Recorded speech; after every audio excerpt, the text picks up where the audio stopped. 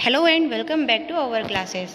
जैसे कि हमने कल पिछली क्लासेस में चाइल्ड डेवलपमेंट एंड एजुकेशन के 10 क्वेश्चन अटेंड किए थे। आज की क्लासेस में हम उसी सीरीज़ को आगे बढ़ाते हुए क्वेश्चन नंबर 11 करेंगे। फर्स्ट क्वेश्चन हमारा यानी कि क्वेश्चन नंबर 11 है, मस्तिष्क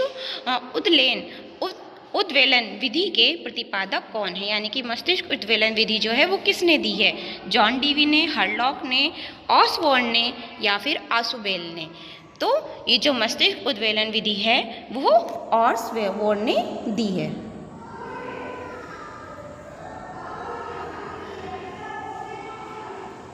ऑसबॉर्न इज हमारा करेक्ट ऑप्शन होगा। मस्तिष्क उद्वेलन विधि के प्रतिपादक एलेक्स ऑसबॉर्न हैं।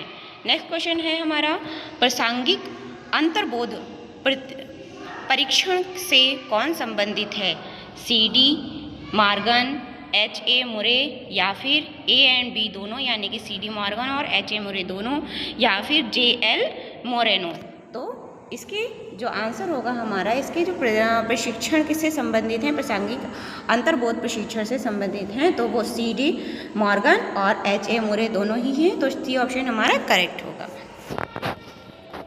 नेक्स्ट क्वेश्चन है हमारा, सृजनात्मक चिंतन की प्रथम अवस्था कौन सी है? यानी कि सृजनात्मक चिंतन जो होता है उसकी प्रथम अवस्था क्या कहलाती है? आयोजन, उद्भव, प्रबोधन या फिर संशोधन। तो ऑप्शन हमारा ए इज करेक्ट होगा। यानी कि इसका जब हम कोई योजना बना रहे होते हैं तो हमारी सबसे पहली जो अवस्था होती है वो होती है आयोजन, किसी भी चीज़ का आयोजन करना। नेक्स्ट क्वेश्चन है, उद्दीपक अनुक्रिया सिद्धांत का प्रतिपादक किया गया था या किसके द्वारा किया गया था? जो उद्दीपन प्रतिपादक प्रक्रिया है उसका प्रतिपादन थॉर्नडाइक के द्वारा किया गया है।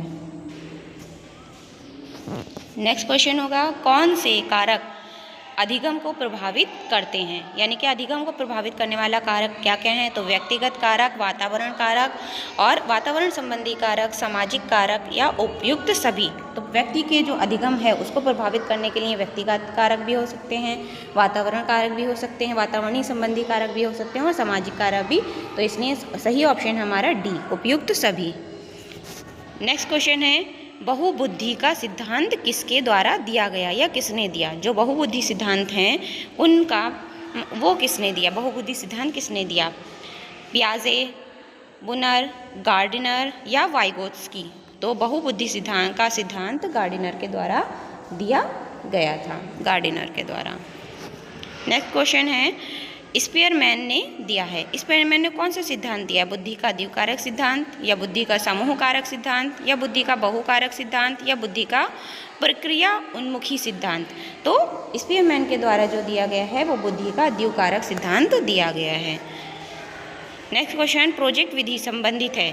जो प्रोजेक्ट विधि लेकर आए हैं वो चाइल्ड डेवलपमेंट में, तो ये कौन लेकर आए हैं, किसके द्वारा प्रोजेक्ट विधि का यूज़ किया गया है या प्रयोग किया गया है, ये सबसे पहले किसने यूज़ किया या इसके प्रतिपादक कौन है? तो प्रोजेक्ट विधि के जो प्रतिपादक हैं वो किलपैट्रिक हैं। पाठ योजना में छात्र के पूर्व अधिगम से संबंधित है।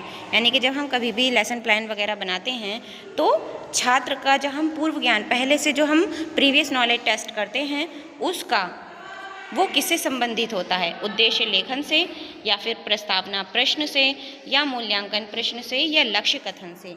तो जब हम कभी भी लेसन प्लान जब बनाते हैं तो पूर्व अधिगम से संबंधित होता है हमारा प्रस्तावना प्रश्न। प्रस्तावना प्रश्न यानी कि प्रीवियस नॉलेज टेस्ट जब हम लेते हैं उनके पिछले क्वेश्चंस को पूछते हैं। तो नेक्स्ट क्वेश्चन है, गलत वाक्य को चुनें। यानी कि इनमें से कौन सा वाक्य जो है वो गलत है?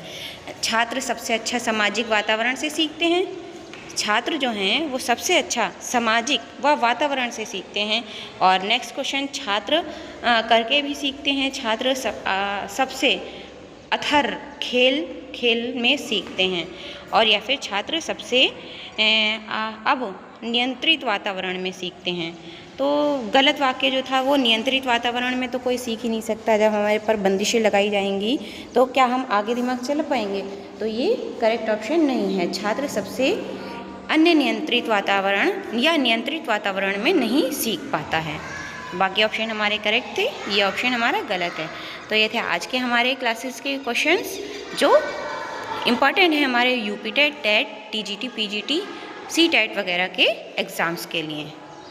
तो आज की क्लास में बस इतना ही, मिलते हैं हम कल अगले क्लासेस में। Thank you.